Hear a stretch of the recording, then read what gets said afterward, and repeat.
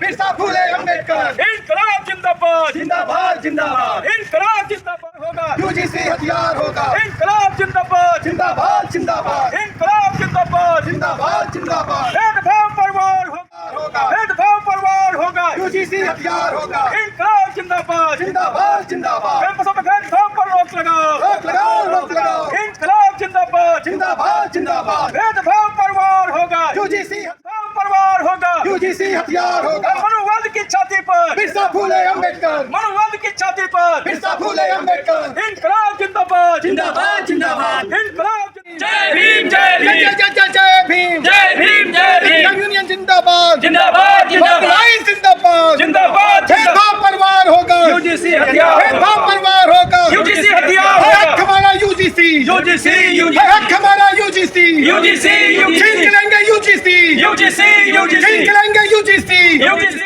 UGC UGC लड़के लेंगे UGC. UGC भेदभाव परवार होगा। यूजीसी हथियार मनुवाद की छाती पर बिरसा फुले अम्बेडकर। मनुवाद की छाती पर बिरसा फुले अम्बेडकर। यूजीसी लागू करो लागू करो लागू करो लागू करो। हमारी मांगे पूरी करो पूरी करो अरे इंकलाब जिंदाबाद जिंदाबाद जिंदाबाद इंकलाब जिंदाबाद जिंदाबाद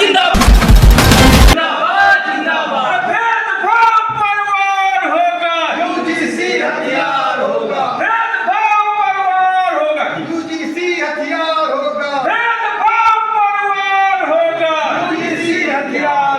विश्वविद्यालय चक्रवर्त का डर नहीं बनेंगे। नहीं बनेंगे मनुवाद जिंदाबाद। जिंदाबाद जिंदाबाद यूजीसी रिजर्वेशन लागू करो। लागू करो लागू करो रिजर्वेशन लागू करो। लागू करो विश्वविद्यालय चक्रवर्त का डर नहीं बनेंगे। नहीं बनेंगे जय जय जय जय जय भीम। जय भीम जय भीम रिजर्वेशन लागू करो। लागू करो लागू करो भेदभाव परवार होगा। यूजीसी हथियार भेदभाव परवार होगा।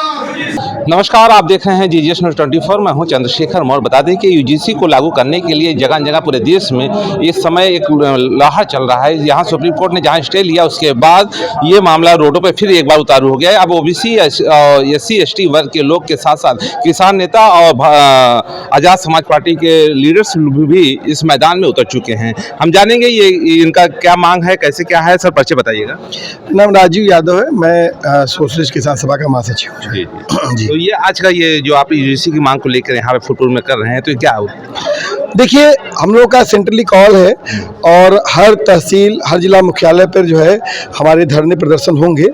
और हमारा साफ तौर पे कहना है कि रोहित जो हमारा भाई था, पायल हमारी जो बहन थी, उनकी जो माएँ थीं, उन्होंने गए सुप्रीम कोर्ट और सुप्रीम कोर्ट ने यूजीसी को कहा कि गाइडलाइन बनाइए और कि इस देश में 118% उत्पीड़न ओबीसी एससी एसटी का होता है। ये गाइडलाइन में आ गया और इसके बाद जब उस गाइडलाइन को रेगुलेशन को लागू करने की बात आई तो एक तबका सड़कों पे निकल गया। और वही सुप्रीम कोर्ट जो एक दिन भी ईडब्ल्यूएस पे स्टे नहीं दिया, वो तुरंत स्टे दे दिया। क्यों कह दिया? कुछ लोग सड़क पे आ जाएंगे तो आप स्टे दे देंगे। हम भी सड़क पे हैं, हमारी बड़ी आबादी है, तो क्या हम आज तक हमारा रिजर्वेशन आपने लागू किया? 27% ही जो रिजर्वेशन है ओबीसी को। और सवाल इसके बाद था कि आपने स्टे कर दिया और आप कह रहे हो कि एक तरफ वो जो है इक्विटी की बात करिए, समता की बात करिए, समानता की बात करिए। तो क्या समता की इस बात करना, समानता की बात करना इस देश में अपराध है? हम सुप्रीम कोर्ट से पूछना चाहेंगे। और वही सुप्रीम कोर्ट जो स्टे दिया है, हम उससे पूछना चाहेंगे कि रोहित वेमुला एक छात्र नेता था, छात्र नहीं था सर, छात्र नेता था, लीड करता था वीरेंद्र यादव की तरह, राजेंद्र यादव की तरह, उसको आत्महत्या करनी पड़ गई। तो स्थितियाँ कितनी भयावह है भारत में। एक पायल, एक लड़की को जो आत्महत्या करनी पड़ी, दरअसल सोलंकी को 6 मंजिला बिल्डिंग से कूदना पड़ा, तो उस समय सुप्रीम कोर्ट कहाँ पर था? और साफ तौर पे कह रहा हूँ, ये डेमोक्रेसी का फेलोवर है कि इस देश में आज सबसे बड़ा एनसीआरबी का आंकड़ा कह रहा है, मैं नहीं कर रहा हूँ सर, एनसीआरबी का आंकड़ा कह रहा है कि सबसे बड़ा दलित उत्पीड़न यहाँ पर दलितों के साथ होता है। तो मतलब आपका फेलोवर है ना। आप कोई एससी एसटी आप उसको जो है खैरात में थोड़ा दिए हैं, लड़के लिया है और उसको आपकी आईपीसी बीएनएस जो भी कहिए नहीं आप लागू करवा पा रहे हैं। उत्पीड़न हो रहा है तो आपने स्पेशल प्रोविजन दिया, उसको एक सप्लीमेंट्री चीज दिया है। उसी तरह एक सप्लीमेंट्री ये बात है कि भाई इस देश में दलितों के साथ, ओबीसी से के साथ, एसटी के साथ उत्पीड़न होता है, इसलिए हम इसको रेगुलेशन दिया जाए। और उसमें भी बहुत सारी खामियां, उसमें तो ईडब्ल्यूएस भी डाल दिया गया, मैं खैर वो लंबी बातचीत हो जाएगी, लेकिन हम कह रहे हैं कि आपको इस बात को मानना पड़ेगा सुप्रीम कोर्ट को कि भेदभाव हो रहा है और आपको रेगुलेशन लागू करना पड़ेगा। और मैं इस बात को दावे के साथ कह रहा हूं सर कि ये रेगुलेशन सुप्रीम कोर्ट लागू करेगा, इसलिए करेगा, हम सुप्रीम कोर्ट को भी बता देते हैं कि 2 अप्रैल 2018 का आंदोलन यही सुप्रीम कोर्ट एससी एसटी को कमजोर करने का, एक्ट को कमजोर करने का प्रयास किया था इस देश में। और जब हमारे तमाम दलित साथी, तमाम इंसाफ पसंद साथी जब सड़कों पर निकल गए 2 अप्रैल 2018 को, हमारे 13 नौजवानों की शहादत हुई थी इसमें, और इसी सरकार को बैकफुट पे आना पड़ा। हम जानते हैं कि मोदी जी जो काम ऐसे नहीं कर सकते, काम घुमा के करते हैं, तो वही काम कर रहे हैं मोदी जी कि जो वो नहीं कर पाते उसको सुप्रीम कोर्ट के तहत करवाते हैं। तो मैं साफ तौर पर कहूंगा कि इस देश में सुप्रीम कोर्ट की भी जो स्थिति है, स्थिति ये है कि वहां पर कौन लोग हैं, परिवार के लोग हैं, जाति विशेष के लोग हैं, तो वहां पर भी हमारा जो एससी एसटी ओबीसी का प्रतिनिधित्व नहीं है। मैं साफ तौर पर कह रहा हूं कि हम कास्टिस्ट नहीं है, हम अम्बेडकर को मानने के वाले लोग, हम भगत सिंह को मानने वाले लोग, हम सावित्रीबाई फुले और साहूजी महाराज को मानने वाले लोग हैं। और आज एक लड़की अगर ब्राह्मणवाद जिंदाबाद का नारा लगा रही तो क्यों लगा रही है? तो सुप्रीम कोर्ट की वजह से लगा रही है, स्टे दिया सुप्रीम कोर्ट ने। और उस बेटी को भी सोचना चाहिए। मैं कहूंगा कि वो हमारी, मेरी भी बहन होगी, किसी की बेटी होगी, कि तुमको भी जो पढ़ने का अधिकार मिला, अगर सावित्रीबाई फुले नहीं होती, ज्योतिबा फुले नहीं होती, तो तुम पढ़ने का अधिकार नहीं मिलता तुमको। और तुम जो जा करके रात में वहां पर पुलिस थाने के सामने खड़ी थी, इस देश में ब्राह्मणवादी मनुवादी लोग तो तुमको घरों में बंद करना चाहते हैं, तुम्हारे उत्पीड़न को सही ठहराते हैं। और आज तुम जो है ब्राह्मणवाद जिंदाबाद का नारा लगा रही हो, तुम अपने ही खिलाफ खड़ी हो। इस असल ये बात को है और साफ तौर पर है, ये लड़ाई एकदम क्लियर कट है। और रोहित वेमुला, जिस तरह से आप देख सकते हैं कि इस देश में सबसे ज्यादा बाबा साहब की मूर्तियां हैं, अगर देखा जाए हर जगह जाइए तो बाबा साहब की मूर्तियां हैं, और आजाद भारत में ये सबसे बड़ा कीर्तिमान है। इसी तरह आज रोहित वेमुला हमारा जो भाई है, वो सिर्फ और सिर्फ हैदराबाद यूनिवर्सिटी का एक छात्र नहीं है। आज रोहित वेमुला गांव-गांव तक पहुंच गया। आज वो उसके जिंदाबाद के नारे, उसके सपनों का भारत बनाने की बात फूलपुर में भी हो रही है, मेहनगर में भी हो रही है, निजामाबाद में भी हो रही है। तो सवाल इस बात का है कि इसको लोगों को संज्ञान में लेना चाहिए और तत्काल रेगुलेशन को लागू करिए। नहीं तो साफ तौर पे हमारा कहना है कि अगर आप रेगुलेशन को लागू नहीं करेंगे तो भारत बिना एससी एसटी ओबीसी के हक अधिकार दिए नहीं चल सकता है। हम भारत बंद के आह्वान पे जाएंगे और हम 19 तारीख का वेट कर रहे हैं और हमारे तमाम जगहों तब तक ये आंदोलन चलेगा। और लेकिन ये जो 19 तारीख को फैसला आने वाला है, सुनवाई होगी, उससे पहले बता दें कि यूजीसी में किसी तरह कोई विरोध था नहीं, सिर्फ एक जाति जो बताया जा रहा था कि उस गाइडलाइन में कि एक विशेष वर्ग का कुछ उनका उल्लेख नहीं किया गया था, उन्हें एक तरीके से कहा जा रहा है कि दोषी बना दिया गया था, इसलिए उसमें स्टे लेके वापस करके फिर संशोधन करके दिया जाएगा। क्या ऐसा कुछ है? भाई साहब एक छोटी सी बात बताओ, अब गाइडलाइन पे आते हैं, 2 मिनट का वक्त लेंगे इसका। गाइडलाइन कह रही है, गाइडलाइन क्यों बनाई गई? रोहित वेमुला और पायल की मां गई और जात के आधार पर उत्पीड़न की बात कही और सुप्रीम कोर्ट ने यूजीसी को कहा कि जात के आधार पर उत्पीड़न की बात कही है। आपने उसमें भाषा ला दिया, लिंग ला दिया, क्षेत्र ला दिया और लाते लाते ईडब्ल्यूएस भी ला दिया। अब बताइए, अगर ये भी सबल है, मैं भी सबल हूँ, ईडब्ल्यूएस आप दे दिया, आर्थिक आधार पर दे दिए, जबकि होना नहीं चाहिए था, इसमें कोई आर्थिक आधार पर नहीं होता, गैर संवैधानिक है। अगर इन्होंने मेरा उत्पीड़न किया, मैंने इनका उत्पीड़न किया, तो कैसे इसको आप ठहराएंगे? गलत है ना। यही यूजीसी की गाइडलाइन में जाके ईडब्ल्यूएस फंसेगा, बहुत बाद में भी फंसेगा। साफ तौर पर है कि आपको जात के आधार पर उत्पीड़न पर रिपोर्ट बनानी थी। यूजीसी के पास बहुत सारी कमेटियां हैं, आप चले जाइए विश्वविद्यालयों में तमाम कमेटियां हैं, जाके देख लीजिए। आपके पंचायतों में कई कमेटी, जल प्रबंधन कमेटी है, भू प्रबंधन कमेटी है ना कि नहीं है?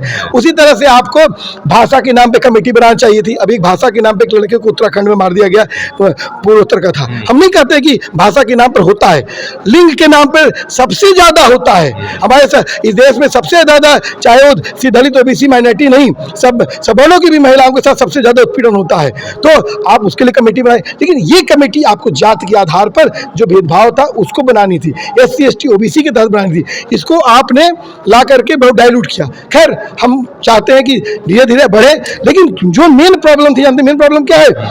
2012 की रेगुलर जो गाइडलाइन है उसमें SC ST है, जिस तरह जाति जनगणना में भी SC ST का होता है। जब OBC की बात आती है तो OBC की बात आती है तो OBC 60% से एबव है, और OBC का हक अधिकार अब तक आपने नहीं दिया।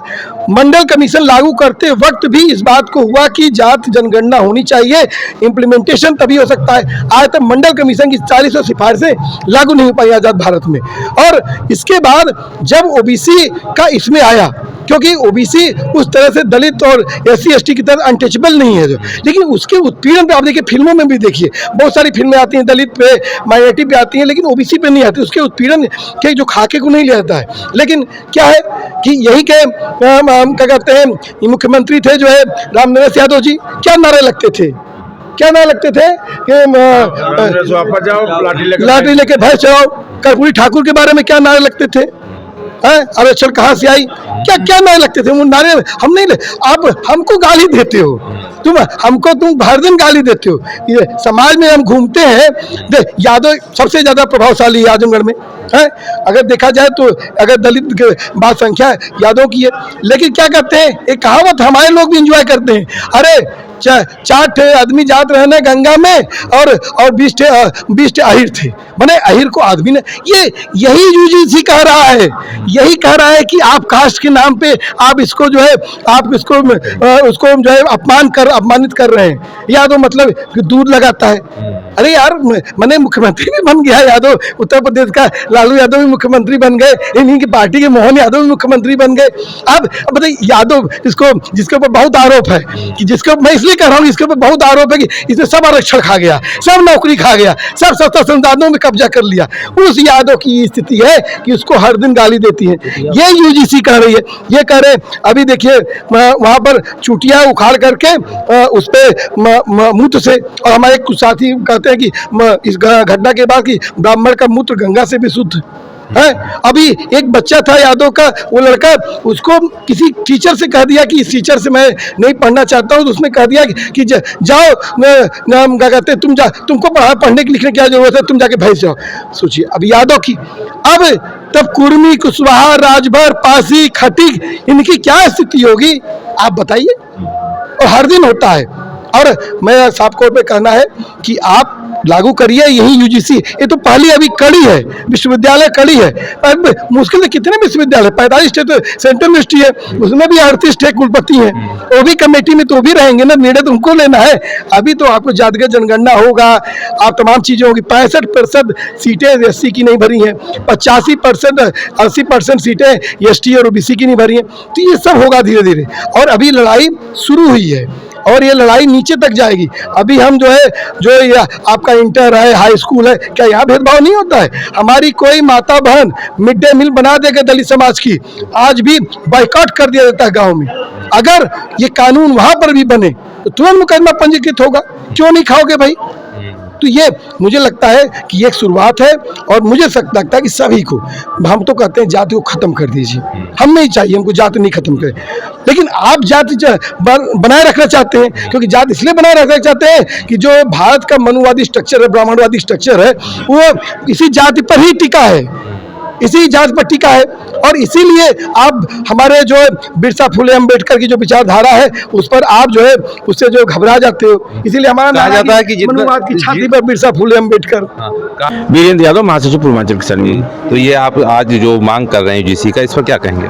देखिए, हम लोगों ने अभी जो है जिला मुख्यालय पर धरना वो ज्ञापन दिया है। अभी हम लोग जो है मेहनगर तहसील में दिए, निजामाबाद में दिए, इसी क्रम में आज हम लोग फूलपुर यहाँ ज्ञापन देने आए हैं। हम लोगों की जो UGC गाइडलाइन है उसको लागू कराने की मांग है, और हम लोग पूरे देश भर में जो सोशल जस्टिस की ताकतें हैं, सामाजिक न्याय की ताकतें हैं, उनको हम कतारबद्ध करते हुए, एकताबद्ध करते हुए हम इस लड़ाई को आगे ले चल रहे हैं। और इसी क्रम में हम लोग आज महामहिम राष्ट्रपति महोदय को एक ज्ञापन देंगे। 19 तारीख को सुनवाई भी है, जिसमें हमको बहुत उम्मीद नहीं है। इसलिए उम्मीद नहीं है कि वहाँ सुप्रीम कोर्ट में जो जज हैं वो भी परिवारवाद से आए हैं, वो भी जातिवाद से आए हैं, वो किसी परीक्षा से नहीं आए हैं। बहुत बड़ा आरोप है आपका। नहीं, मेरा आरोप सही है। मेरा आरोप सही है कि इस देश में, इस मुल्क में 300 परिवार ऐसे हैं जो सुप्रीम कोर्ट में जज बनेंगे। 301वां परिवार 75 सालों में कोई नहीं हो पाया जो सुप्रीम कोर्ट के अंदर जज बने। तो हमारे साथ तो दलित पिछड़ों के साथ तो लंबे समय से भेदभाव होता आया है, और हम लोग जो है पूरी तरह से, पूरी शिद्दत के साथ इस आंदोलन को अभी हम लोग आज यहाँ कर रहे हैं। 22 को हमारी लखनऊ में मीटिंग है। इसके बाद जो है हम लोग जो है नेशनल, राष्ट्रीय स्तर पर भी कोऑर्डिनेशन बना रहे हैं। और जैसा कि राजीव भाई कह रहे थे कि जिस तरह SC/ST कमीशन को कमजोर करने के लिए कानून लाया गया था, उस कानून के खिलाफ जो है जब हम सड़कों पे उतरे तो सुप्रीम कोर्ट से लेकर के सरकारों को घुटने के बल लाए, और फिर हम अब एकताबद्ध करते हुए जब भारत बंद की तरफ बढ़ेंगे तो सुप्रीम कोर्ट को भी घुटने के बल आना होगा। और ये जो मनुवादी व्यवस्था के लोग हैं, ये जो संसद है, ये भी घुटनों के बल आएगी। बहुत बड़ा आरोप है। आपसे बात हो रही थी कि जाति खतरा, जात से खतरा है कि पॉलिटिक्स पार्टियों से खतरा है देश को? देखिए, पार्टियां तो जात की राजनीति कर रही हैं, धर्म की राजनीति कर रही हैं। इसीलिए आप जब पुलवामा होता है तो देखिए धर्म और जात के नाम पे पूछने का क्या पूरा डिबेट चली जो है। लेकिन मेरे बात साफ तौर पे कहना है कि भारत, हम तो राहुल संकीर्तन की धरती से बात कर रहे हैं ना, तो राहुल संकीर्तन जी को कहना है कि जो 2022 तक जो है जात वो सब खत्म हो जाएगी। और जो भारत चल रहा है ये एकदम उसी दिशा में चल रहा है, बस वो हमारा खून लेकर चल रहा है। रोहित वेमुला को आत्महत्या करना पड़ रहा है, तब गाइडलाइन बनानी पड़ रही है। इस देश में आज़ाद भारत में बताइए कि नेहरू जी के समय से जो है जातिगत जनगणना नहीं हुई, हो जाना चाहिए था ना। आप हो गया होता तो चीज़ें आगे बढ़ती हैं। तो ये प्रोसेस, लेकिन कौन लोग रोक रहे हैं? वो लोग रोक रहे हैं जो चाहते हैं कि वर्ण व्यवस्था बनी रहे यहाँ पर, जो यहाँ पर क्या कहते हैं पूरा ब्राह्मण क्षत्रिय वैश्य शूद्र का स्ट्रक्चर बना रहे। जो लोग, वो लोग चाहते हैं, जो कहते हैं, इसको जस्टिफाई करते हैं कि ढोल गवार शूद्र पशुनारी ये सब सकल ताड़ना के अधिकारी। यही तो है ना। ये जो UGC ने आज सुप्रीम कोर्ट ने कहा ना कि हम स्टे करते हैं, ये स्टे जो कहा, दरअसल सुप्रीम कोर्ट की भाषा भी वही है कि ऐसे ढोल गवार शूद्र पशुनारी ये सब सकल ताड़ना के अधिकारी, इसलिए रेगुलेशन लागू मत करो, इनको आत्महत्या करने दो, इनको मरने दो, इनको भेदभाव का शिकार होने दो, इनको MFS में होने दो, इनको जो है तुम इंटरव्यू में बाहर करो, इनका नंबर जो है इनको गायब कर दो। मैं बता रहा हूँ कि जब मैं इलाहाबाद विश्वविद्यालय गया, हमारे बीच में देखिए BHU के हमारे ये पूर्व छात्र नेता रहे, उदय प्रताप डिग्री कॉलेज के जो है ये बनारस के हैं, इनसे पूछिएगा क्षत्रिय समाज का वहाँ पर क्या आधिपत्य है। मैं इलाहाबाद में गया तो जब हम आई कार्ड जब जाते थे विश्वविद्यालय में बेन भाई, तो आई कार्ड जाते थे तो हम लोग ऐसा करते थे कि एक दूसरे से इंट्रोडक्शन करने के लिए कि मिले, अच्छा आई कार्ड थोड़ा दीजिए, तो आई कार्ड में लिखा रहता था SC ST OBC, ये लिखा रहता था, ये लिखा रहता था। और इस आधार पे हम वहाँ पर हमारा समाज दोस्ती कर, पूरब का ऑक्सफोर्ड, पूर्वांचल का ऑक्सफोर्ड बना दिए उसको तुम जो है। एक तो वहाँ पर भी जात के नाम पर बच्चों में तुम डाल दिए हो। क्यों आई कार्ड पे SC ST OBC लिखते हो? इसलिए लिखते हो ना कि लोग बटे रहे समाज में। और वहाँ पर एक प्रॉक्टर थे मातंबर तिवारी, हमारे आयशा के एक साथी थे, और एक छात्र, महिला छात्र नेता के साथ वो वहाँ से गुजर रहे थे वहाँ से। और उसके बाद जब वहाँ से गुजर रहे थे तो मातंबर तिवारी जी ने क्या किया कि मातंबर तिवारी ने हमारे जो साथी छात्र नेता थे उनसे पूछा आई कार्ड, और लड़की का आई कार्ड लिया, कहा कि अरे तुम तो दलित के साथ क्यों घूम रही हो, तुमको ब्राह्मण लड़का नहीं मिला? और उस हमारे छात्र नेता को पीट दिया जो है। उसके बाद आयशा ने जो है, हमारे संगठन ने ये निर्णय लिया कि जो हम लोग गए उनके क्या कि आपने गलत काम किया है, आपको इसकी माफ़ी मांगनी चाहिए, आप प्रॉक्टर हैं, पुलिस लेके चलते हैं। नहीं माने, और उसके बाद हम लोगों ने जो है इलाहाबाद विश्वविद्यालय के जो सीनेट हॉल परिसर में फिर बात करने गए। जब वो नहीं माने तो वहाँ पर हम लोगों ने, वहाँ पर छात्र नेताओं ने उनको कालिख पोतने का काम किया।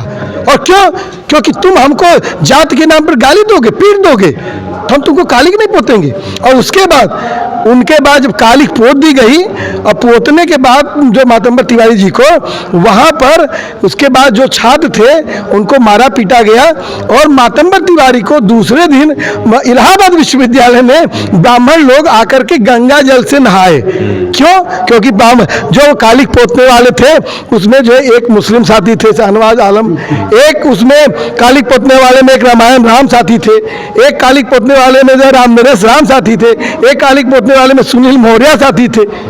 अब आप कह रहे हो कि जो है तुम्हारे क्या अनटचेबिलिटी नहीं है, छुआछूत नहीं है, जातिवाद नहीं है। विश्वविद्यालय में ये स्थिति है जो बताइए, जो इस देश में हमको जहाँ से देश और दुनिया को बनाना है, विस्तार देना है, आज JNU को पूरा बदनाम करके रख दिया जो है आज पूरा इंफ्रास्ट्रक्चर को उसका ख़त्म कर दिया। वो आज लड़ाई को लड़ रहा है, आज DU इस लड़ाई को लड़ रहा है। इंस्टीट्यूशन रहेंगे ना। बहुत अच्छी बात कहा कि इन्होंने कि जब हमारे नेता अखिलेश जी भी क्या है, अखिलेश जी पेड सीट पे गए होंगे, कोई स्कॉलरशिप पे नहीं गए होंगे कि फुल ब्राइट स्कॉलर थे जो है, क्योंकि इनके पिताजी भी पेड सीट पे इनको भेजे होंगे। और तमाम लोग नहीं जानते हैं दर्द में विश्वविद्यालयों में कि क्या दर्द होता है जाति के नाम पर। पूछिए राजन जी से कि उदय प्रताप डिग्री कॉलेज में जाति के नाम पर इनके यहाँ क्या होता है। माने कि प्रोफेसर से लेकर प्यून तक जो है वहाँ पर सब एक ही जाति का है, क्षत्रिय। तो ये स्थितियाँ हैं, इनके साथ जो हादसा हुआ इन्होंने अपनी ये कहानी भी सुनाई। आपका नाम सर? मैं मुलायम सिंह यादव, आज़ाद समाज पार्टी कांशीराम, जिला आजमगढ़, भाईचारा कमेटी से यादव समाज जिला अध्यक्ष हूँ। UGC का बिल लेके आप खड़े हुए हैं लागू कराने के लिए? जी, हमारी मांग है और हमारी पार्टी की भी और पूरे बहुजन समाज की यह मांग है कि UGC बिल को लागू कराया जाए। और हमें फिर भी जो है सुप्रीम कोर्ट से कोई उम्मीदें ज़्यादातर है नहीं, क्योंकि वहाँ पर भी कॉलेजियम सिस्टम ही चल रहा है। तो हम उसी के साथ साथ कॉलेजियम सिस्टम का भी विरोध भी करते हैं कि कॉलेजियम सिस्टम रद्द किया जाए और UGC बिल का समर्थन करते हैं कि UGC बिल जो है लागू किया जाए। आपका परिचय सुना? हम डॉक्टर राजेंद्र यादव, पूर्व छात्र नेता, Uday Pratap college Varanasi. UGC bill पे क्या कर रहे हैं? ये बिल लागू होना चाहिए, अच्छे बिल है, लागू होना चाहिए। सरकार बिला वजह इसको मुँह टोके रखी है। जबकि एक बार पहल तड़बी है कि माँ और जो है रोहित वेमुला की माँ पिताजी अगर सुप्रीम कोर्ट में जाते हैं, उनसे कहते हैं मेरा लड़का मेरी बच्ची अगर मर गई तो सुप्रीम कोर्ट संज्ञान में लेके एक आयोग का गठन करता है, UGC की गाइडलाइन बनती है। इसके बाद जो है केंद्र सरकार में एक कमेटी बनती है, वो अपना देती है, रिपोर्ट देती है। UGC उसको 13 जनवरी को 2026 को लागू करता है। इसके बाद 29 जनवरी को इसको सुप्रीम कोर्ट स्टे करता है। ये बड़े विडंबना की बात है कि जो जज कह रहा है गाइडलाइन बनेगी वही जो स्टे भी दे रहा है। ये हिंदुस्तान में जो है ये कॉलेजियम सिस्टम बंद होना चाहिए। आर्टिकल 312 के तहत IAS IPS जैसे बनते हैं, IGS इंडियन जुडिशियल सर्विस होनी चाहिए, ताकि अच्छे लोग हर जाति हर संवर्ग का रिप्रेजेंटेशन हाई कोर्ट से सुप्रीम कोर्ट में हो, तभी न्याय मिल पाएगा, ऐसा नहीं मिल पाएगा।